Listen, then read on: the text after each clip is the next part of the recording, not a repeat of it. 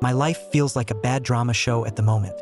For some context, me, 33M, and my wife, 30F, have been married for 7 years, and what I thought was our daughter is 3.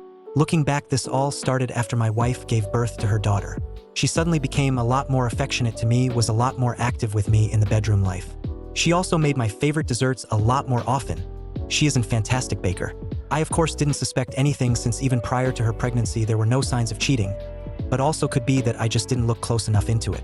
Well, this whole fiasco started 2 weeks ago after a day out with her daughter, and she just sat me down in the evening and came clean about the fact that her daughter wasn't mine. Her waterworks of course also started, and apparently it was a guy from the gym, and it lasted a month before he disappeared on her after he found out she was pregnant. Honestly, even typing this now, I feel like crying, since I thought I did everything perfectly, but she still cheated. As much as I wish I could say I had a stone face or something, I just started crying, and she tried to comfort me, but I just pushed her away. I felt so disgusted with her.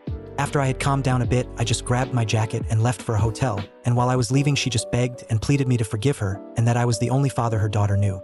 After crying myself to sleep in the hotel, the next day after I turned my phone back on, I had seen she had blown up my phone, and I didn't read any of it and just blocked her. After having a little bit of breakfast, contacted a lawyer to start the divorce process, and at work I just asked for some time off, and my boss gave me a month off. By the evening my mom and sister were calling me on her behalf and were on her side, and that just hurt me even more. While I'm not proud to admit this, I did drink myself to sleep that night.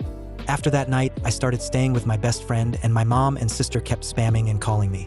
A few days later, after she probably got the divorce papers, my mom just sent me a long text that, to summarize, was that I should step up and forgive her and not abandon my daughter, and that she would disown me if I went through with the divorce.